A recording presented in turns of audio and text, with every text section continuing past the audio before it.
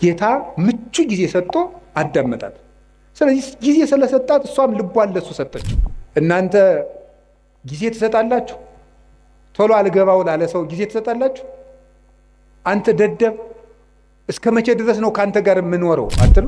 እውሮች የሚባሉት ክርስቶስን የክርስቶስን ብርሃን ማየት ያልቻለች እውር ነፍስ ናት። ሰላም ጤና ይስጥልኝ። ወደዚህ የዩቲዩብ ቻናል ተከታታዮች እንደምን አላችሁ? እንደምን ላይ ሳደረሳችሁ? እግዚአብሔር ይመስገን በጣም ደህና ነኝ። ወደዚህ የዩቲዩብ ቻናል ተከታታዮች እንግዲህ በዛሬም ለእናንተ ይበጃል ይጠቅማል ያልኩትን በጋራ አብረን እንማማርበታለን ያልኩትን ትምህርት ይዤላችሁ መጥቻለሁ። የተወደዳችሁ እግዚአብሔር ቤተሰቦች ይህ ደወል ዘኦርቶዶክስ የዩቲዩብ ቻናል ነው። ሰብስክራይብ፣ ላይክ፣ ሼር እያደረጋችሁ ይህ መንፈሳዊ ትምህርት አብረን በጋራ እንድንማማር በእግዚአብሔር ስም ጠይቃችኋለሁ። በቀጥታ ወደ ትምህርቱ እናመራለን። ብቻቸውን ማውራት ለሚፈልጉ ጊዜ ይሰጣቸው ነበረ ጌታችን ኢየሱስ ክርስቶስ።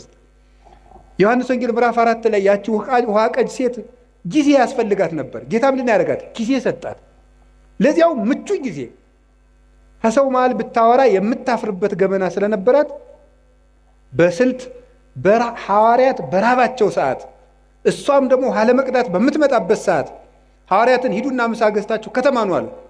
እሷ ደግሞ የምትመጣው ያው ስታገባ ቶሎ ስለሚሞትባት ይቺ ነፍሰ ገዳይ የተባለች ሴቶች ውሃ ሲቀዱ ስለሚሰድቧት በእስራኤል ውሃ ቀዳዱ እንደኛ ስለሆነ ሴቶች ሁሉ ውሃ ቀድተው ቤታቸው ቁጭ ሲሉ በቀትር እሷ ልትቀዳ ሄደች። በምቹ ሰዓት ክርስቶስ ጊዜ ሰጣት። በቀትር ሰዓት ወጓን ሁሉ አዳመጣት። በደንብ አድርጎ ነው ያዳመጣት። እንዲሁ እኮ ይገርማል። እናንተ አሁን በቀትር ሰዓት ፀሐይ እየመታችሁ እንኳን ክርስቶስ ያን ያህል አምላክ እንዲሁ ትልቅ ሰው ቢሆኑ ታዳምጣላችሁ? ጌታ ምቹ ጊዜ ሰጥቶ አዳመጣት። ስለዚህ ጊዜ ስለሰጣት እሷም ልቧን ለሱ ሰጠችው። ጊዜ መስጠት ጌታችን ኢየሱስ ክርስቶስ ለብዙዎቹ ነበር ጊዜ። ትልቅ ሰው ነኝ አይል፣ አምላክ ነኝ አይል፣ ለሁሉ ሰው ቁሞ የመቆየት እድል ይሰጣቸው ነበረ። የማቴዎስ ወንጌል ምዕራፍ 9 ላይ ስታዩ ሁለት ዕውሮች ነበሩ። ጌታችን አልፎ ሲሄድ ሁለቱ ዕውሮች የዳዊት ልጅ ሆይ ማረን አሉ። እሱ አልፎ እየሄደ ነው። ማረን ሲሉ ምን ይላል? ማቴዎስ ወንጌል ምዕራፍ 9 ላይ ስታነቡን ይላል ወደ ቤትም በገባ ጊዜ ሁለቱ ዕውሮች መጡ ይላል። ወደ ቤትም በገባ ጊዜ የሚለው ለምንድን ነው የተጻፈው? መጽሐፍ ቅዱስ ላይ ዝም ብሎ የሚጻፍ ቃል የለም። ሊቃውንቱ ሲተረጉሙት ምን ይላሉ? ዕውሮች ናቸው ሩጠው እንዳይደርሱበትና ከቤት ገብቶ ቆያቸው ይላል። ይህን ጊዜ መስጠት። ሩጠው እንደማይደርሱ ያውቃሉ፣ አይነ ስውሮች ናቸው። ስለዚህ እስከሚመጡ ድረስ ጊዜ ሰጣቸው፣ ቆያቸው። ይሄንን ሊቃውንተ ቤተክርስቲያን ምን ብለው ይተረጉሙ? መንገድ ላይ ያሉት ደግሞ ምን ይላሉ? አጋንንት ምንድን ነው የሚሉት? መንገድ ላይ ያሉት ሰዎች ደግሞ እናንተ አትጥሩት፣ ትልቅ ሰው ነው እንዲሁ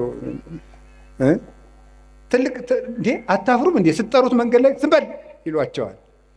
ወአፈድፈዱ ከሊሃ ይላል። እነሱ ግን እንዲያውም ጨምረው እንዳልጮህ እንጂ የዳዊት ልጅ ወይ ማረን ብለው እንዲያውም ደግሞ ድምፅ ጨመሩበት። ገብቶ ቆያቸው ይላል። ሊቃውንቱ ምን ብለው ይተረጉሙታል? ክርስቶስ ለእነዚህ ዕውሮች ሩጠው የሚደርሱበት አዝግመው እስኪደርሱ ድረስ ከቤት ገብቶ ቆያቸው። ምን ይላሉ? ዕውሮች የሚባሉት የክርስቶስን ብርሃን ማየት ያልቻለች እውር ነፍስ ናት። እውር ነፍስ የጌታን ብርሃን ለማየት ያልበቃች በድንቁርና በኃጢአት ውስጥ ያለች ነፍስ ናት። የዳዊት ልጅ ሆይ ማረኝ የምትለው ጸሎቷ ነው። እግዚኦ መሐረነ ክርስቶስ የምትለው ነው። ዝም በል አትጩህ የሚሉት ደግሞ አጋንንት ናቸው። ጸሎት አቋርጥ የሚሉት ናቸው። ተኛ፣ ዝም ብለህ ተኛ እንዳትጮህ የሚሉት ናቸው። ክርስቶስ ግን እነዚያን ዕውሮች ቁሞ ቆያቸው ማለት እሱን ለማየት እስከምትበቃ ድረስ በኃጢአትም በድንቁርናም የታወረችውን ነፍስ ክርስቶስ ይቆያታል። በቤት ገብቶ ይቆያታል አዝግማ እስከምትደርስ ድረስ። ሁላችንም ቆይቶን ነው እንጂ ገና ዕውሮች ነን በእውነቱ ማለት በጊዜ ሰጥቶን ቤት ገብቶ ቆይቶን ነው አሁንም ቢሆን የመጣ ነው። ክርስቶስ እንደ ፍጥነቱ ጥሎን ቢሄድ ድሮ ማንም እዚህ መድረስ አይችልም ነበር። እዚህ መግባት አንችልም። ቤቱ ውስጥ መግባትም አይፈቀድልም ነበር። ማን ይዘልቀዋል? እሱን ተጽዕነ ላዕለ ኪሩቤል ወሰረረ በክነፈ ነፋስ። ሕሊና መላእክት እንኳን የማይደርስበትን ጌታ እኛ ግን በቅዱስ ሥጋው በክቡር ደሙ እንድንዋሃደው የፈቀደልን እሱ ቁሞ ስለቆየን ነው። ጌታችን ላልደረሱት እስኪደርሱ ጊዜ ይሰጣል። እናንተ ጊዜ ትሰጣላችሁ? ቶሎ አልገባው ላለ ሰው ጊዜ ትሰጣላችሁ? አንተ ደደብ እስከ መቼ ድረስ ነው ከአንተ ጋር የምኖረው አትሉ? ጊዜ ትሰጣላችሁ? ቁማችሁ ትቆይታላችሁ? ሰው እስኪስተካከል፣ ጠባዩ የከፋ ሰው እስኪስተካከል ትቆያላችሁ? ወዲያው ነው። ማንም ማንን አይቆይም። አሁን ጥሎ መሮጥ ነው በቃ። እና ቆዩት እስቲ፣ ሁሉንም ሰው ቆዩት፣ ይስተካከላል ከቆየ ነው። በጊዜ የማይስተካከል ዲያብሎስ ብቻ ነው። ሰው ይስተካከላል። ጊዜ ለቤተሰብ እስኪ በሉ ንገሩ እንጂ። አዎ ጊዜ ለቤተሰብ ሊኖር ይገባል።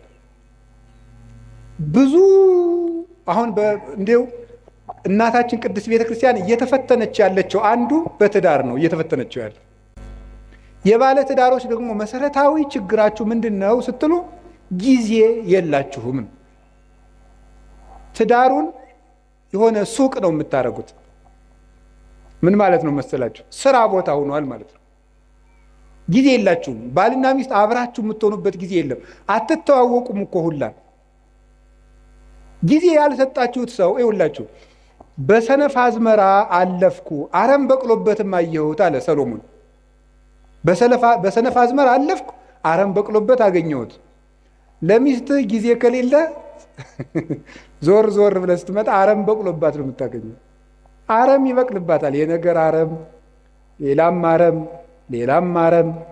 የአረም አይነቶችን አግሪካልቸር ባለሙያ ጠይቁ። ብዙ አረም ነው የሚበቅልባት። ነግሬያችኋለሁ። ለባሎቻችሁ ጊዜ ከሌላችሁ ብዙ አረም ያበቅላል፣ ይሸፍታል ልብ። እነዚያን አረሞች ደግሞ ነቅሎ የሚጥላቸው የለም።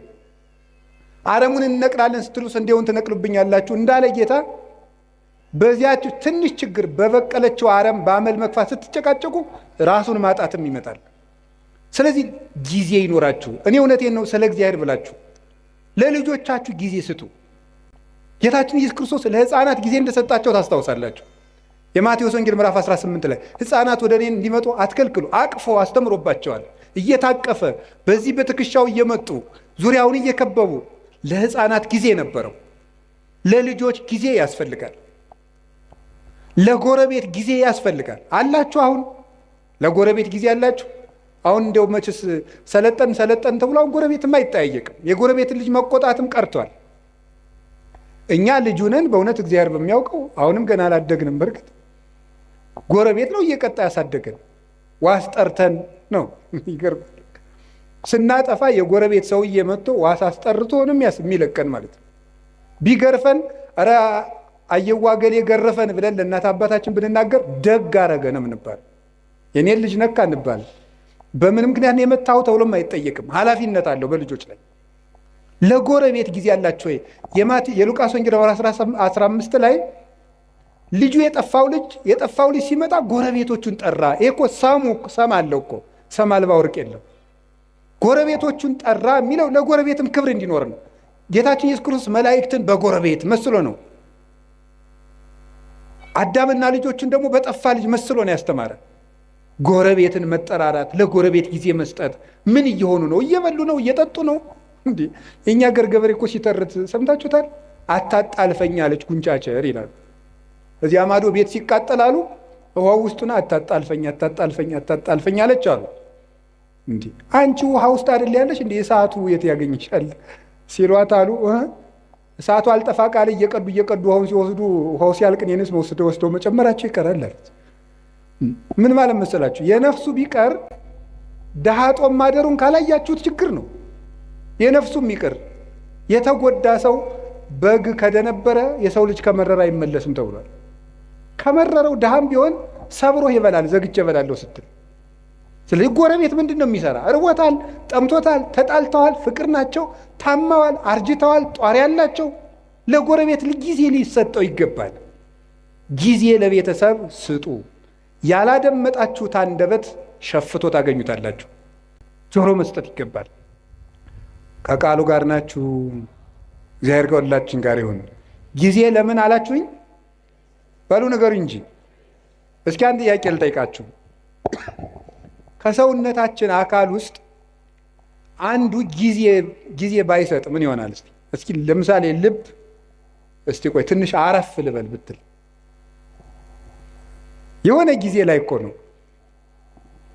የዓመት እረፍት ተውትና የደቂቃ እረፍት ብትወጣ ልብ ምን እንሆናለን? ቤተሰብ እኮ ናቸው እነዚህ። ታውቃላችሁ አይደለም? እነዚህ እኮ ቤተሰብ ናቸው። ልብ ደም መርጨት ካቋመች ሳምባ ምን ቁም ነገር አለው? ኦክሲጅን አንድ አቅማዳ ኦክሲጅን ቢሰበስብ ምንም ጥቅም የለውም። ደምን ለማጣራት ነው የሚጠቅመው። ብታውቁ ምን ይሆናል? ሳምባ እስቲ ቆይ ትንሽ አረፍ ልበል ቢልስ? ቤተሰብ እኮ ናቸው እነዚህ። ሳምባም ልብም ሁሉም ጊዜ አላቸው። አንዱ ለአንዱ የሚሰራውን ጊዜ ያውቃል። አንዱም ሳምባ ለልብ ጊዜ ይሰጠዋል፣ ጊዜም ለላባ ጊዜ ይሰጠዋል፣ ቦሳ ይሰጠዋል። አንዱ አጣርቶ ይጥልቃል፣ አንዱ ያበለጽጋል። ደሙን በኦክሲጅን ማለት ነው ያጣራዋል። እንዲሁ ነው ተጋግዘው እኮ ነው ቤተሰቡ በሰላም የሚኖር። ይሄ እኮ ሰውነታችን ቤተሰብ ነው። አታውቁም? ቤተሰብ እኮ ነው። እዚህ ውስጥ የሚራወጥ ስንት ስራ ነው ያለ። አሁን እግራችን እሾህ ቢወጋው ምንድን ነው የሚያደርጉ? እኔ ጠይቄ ነው ሐኪም አላውቅም። ሐኪሞች እንደነገሩኝ ከሆነ ግን ብሳሳትም ስህተቱ የሐኪሞች ነው ስላልተማርኩት ማለት ነው። ሐኪሞች እንደነገሩኝ ሜሴጅ ትራንስሚተርስ አሉ።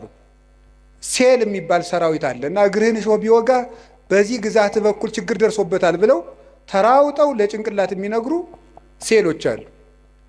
እነዚያ ሁሉ ቤተሰብ ናቸው። ተባብረው ነው የሚኖሩት። የውስጥ ደዌ ስፔሻሊስት ጠይቁ። እንደ ውስጥ እኔ የውጩን ራሱ ልንገራችሁ። የውጩን ራሱ አሁን እኔ ቢያመኝ ምን ያደርጋል መሰላችሁ? ጭንቅላቴ አሁን ይችን ጣቴን ቢያመኝ ጭንቅላቴ ጣቴን እኮ አመማት ይላል፣ ልሂድ ይላል። እግር ደግሞ ይሄዳል መድኃኒት ወዳለበት ይሄድና አፍ ምን ያደርጋል? አሞኛል ምንክን ጣቴን መቼ ሰኞ ጀምሮ ይላል።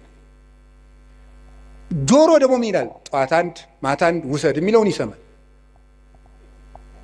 ከዛ እጅም እንደሚያደርገው መድኃኒቱን ይቀበላል። እጅ መድኃኒቱን ይቀበላል። ከዛ ምን ያደርጋል? አይን ያያል። ክኒን ዋጥቆ ስል ጠጠሩን አብሬ እንዳልወጣው ያያል። አይን ጉሮሮ ይውጣል። እዛ ወዲያ በምን እንደሚፈጭ ሐኪም እንጠይቃለን። እንዴት እንደሆነ እዚያ እንጠይቃለን። ተባብረው ሰውየውን አቁመው የሚያውሉት እነማን ናቸው? ቤተሰብ በሉ እንጂ ቤተሰብ ነው። ቤተሰብ አቁመው ያውለዋል ይህን ሁሉ። ስለዚህ ለቤተሰቦቻችሁ ጊዜ ሊኖራችሁ ይገባል። ውላችሁ ስትገቡ ስልካችሁን ጥርቅምቅም አድርጋችሁ ልጆቻችሁ ጋር ዝም ብላችሁ አውሩ። ሚስቶቻችሁ ባሎቻችሁ ጋር አውሩ። ቁጭ ብላችሁ ማውራት አለባችሁ። ወሬው ቢረባም ባይረባም ነው። እንደው የእሷን የማይረባ ወሬ ከምሰማ ትንሽ መረጃዎችን ባዳምጥ። መረጃውን ሰምተ ነው እንጂ ሊቅምቶ ነው። እንደው ሳይንቲስት አሁን የኢትዮጵያ ሕዝብ የጦርነት መረጃ ከሰማ ስንት ዓመቱ? አንድ ሰላም ጠብ አላረጋችሁም። እናንተ ሰምታችሁ የምታመጡት ጠብ የሚል ነገር የለም። እዚህ ውስጥ የታፈኑ ድምፆችን ስሙ። ቤት ውስጥ ነግሬያቸዋለሁ። ድመትን በማዳበሪያ በከረጢት ቋጥራችሁ ዝም ብትሏት ትሟጭራለች። ካልወጣች አታርፍም፣ ትሟጭራለች። ሀሳብ ካልተደመጠ ይሟጭራል፣ ከውስጥ ይረብሻል ማለት ነው። ሰው መናገር ይፈልጋል። አሁን ይገርማል እኮ ሰው አሁን የሚፈልገው ማውራት ነው። እንደውም አሁን ንስሐ አባቶች ሁሉ የተቸገርነው ሰውን ከቤት የሚሰማው ስላጣ የዓመቱን ከእኛ ላይ ስለሚናገር ነው። የዓመቱን ይመጣና እኛ ላይ የ10 ዓመቱን የ40 ዓመቱን እቤት አይሰማውማ። እቤት ባሏ አይሰማትም፣ እኛ ላይ መጣ የ40 ዓመት ወሬ። እንዴ ፍዳ እኮ ነው። እቤት ሚስቱ አትሰማውም፣ እኛ ላይ መጥቶ ብሎ በቃ አውርዶት የሀብሌ ዝናብ ምንም በቃ ወይ እንደ ቴሌቪዥን በሪሞት አናሳልፈው ነገር በቃ ዝም ብሎ መውረድ ነው በቃ ማለት ነው። ይሄ ሁሉ ችግር የመጣው ምንድን ነው ስትበሉ ቤተሰብ። እስቲ ጊዜ ለቤተሰብ በሉ። ጊዜ ለማን? እኔ ስለ እግዚአብሔር ብላችሁ ለቤተሰብ ጊዜ ስጡ። እግዚአብሔር ጊዜ እንድንሰጥ ይፍቀድልን። ሶስተኛው የምነግራችሁ ጊዜ ለማዳመጥ እስኪ በሉ። አቤት ለማዳመጥ ጊዜ ስጡ። አሁን ብዙ ሰው አይሰማም። እንደውም አንዳንድ ጊዜ እኔ እንዲሁ በአማርኛ ልንገራችሁ፣ እንዲሁ በአማርኛ አሁን እኔ ራሴ በግሌ ለምክር ብዙ ምዕመናንን አገኛለሁ። 1 ሰዓት ያወሩኛል። ዝም ብዬ ማለት 1 ሰዓት ያወሩና 10 ደቂቃ መፍትሄ መናገር ሲጀምር ራሳቸውን ማከክ ይጀምራሉ።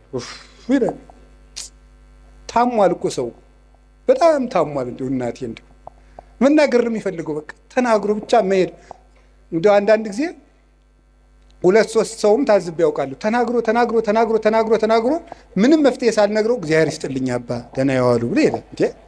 እኔ ምን አድርጌለት ነው የሰው የሚመርቀኝ? ለምንድን ነው ስትሉ ሰው የሚናገርበት ሜዳ አጥቷል ማለት ነው። የሚናገርበት ሜዳ አጥቷል። ስለዚህ አዳምጡት እና ማዳመጥ ጀመሩ። እግዚአብሔር ስንት ጆሮ ነው የሰጠን? ንገሩኝ እንጂ ስንት አፍ ነው የሰጠን? እንዴ ይሄ ምን ማለት ነው? ብዙ አዳምጣችሁ ስንት ተናገሩ ነው? አንድ ተናገሩ ነው። 2 ስማ 1 ተናገር ነው። እስቲ በሉ 2 ስማ በሉ።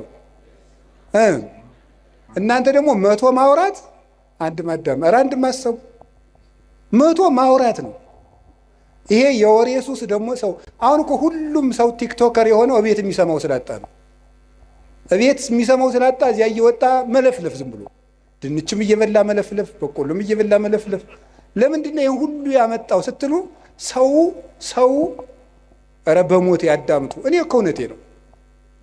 ማዳመጥ ይኸው ያዕቆብ መልእክት ምዕራፍ 1 ቁጥር 19 ላይ ኩን ፍጡነ ለሰሚ ወጉንዱየ ለነቢብ፣ ሰው ሁሉ ለመስማት ለማዳመጥ የፈጠነ ለመናገር የዘገየ ይሁን ይላል። ለማዳመጥ የፈጠነ ለመናገር የዘገየ ይሁን። የሰው ልጅ ብዙ የማዳመጥ የምታዳምጡ ከሆነ ሰው ይወዳቸዋል። ከሰው ጋር የመኖር ጥበብ አንዱ ማዳመጥ ነው። እንደውም ልንገራችሁ፣ ሰዎች የት ይገኛሉ ብላችሁ ብትጠይቁ እኔ ልንገራችሁ የት እንደሚገኙ። አንደኛ የሚበሉበት ቦታ ነው የሚገኙት። ሁለተኛ የሚሰሙበት ቦታ ነው የሚገኙት። የሚሰሙበት ቦታ። ሶስተኛ የሚወደዱበት ቦታ ነው የሚሄዱት። አራተኛ የሚከበሩበት ቦታ ነው የሚኖሩት። ሰዎችን ብትፈልጓቸው የምታገኙት ከዚህ ነው የምታገኟቸው።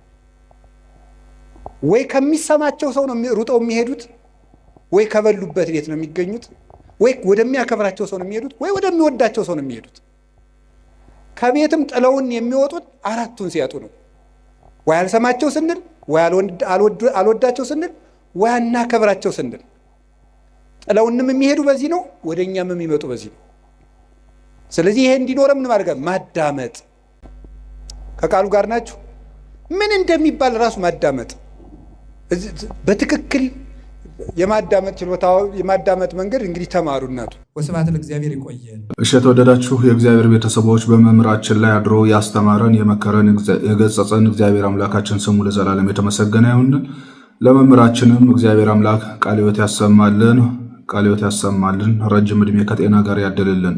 እኛም በሰማነው ቃል 30 60 መቶ ያማረ ፍሬ አፍርተን የመንግስት ወራሾች የስሙ ቀዳሾች እንዲያደርገን የእሱም መልካም ፈቃድ ይሁንልን። የተወደዳችሁ የእግዚአብሔር ቤተሰቦች ይህ ደወል ዘኦርቶዶክስ የዩቱብ ቻናል ነው። ደወል ዘኦርቶዶክስ የዩቱብ ቻናል ለእናንተ በየሳምንቱ እንዲህ ያሉ ትምህርቶችን ይዞላችሁ የሚቀርብ የዩቱብ ቻናል ስለሆነ ሰብስክራይብ፣ ላይክ፣ ሼር እያደረጋችሁ እንድትከታተሉ በእግዚአብሔር ስም እየጠየቅኩኝ ለዛሬው ስለነበረን ሰዓት ሁሉ እግዚአብሔርን እናመሰግነዋለን። ወስብሐት ለእግዚአብሔር። ይቆየን። አሜን።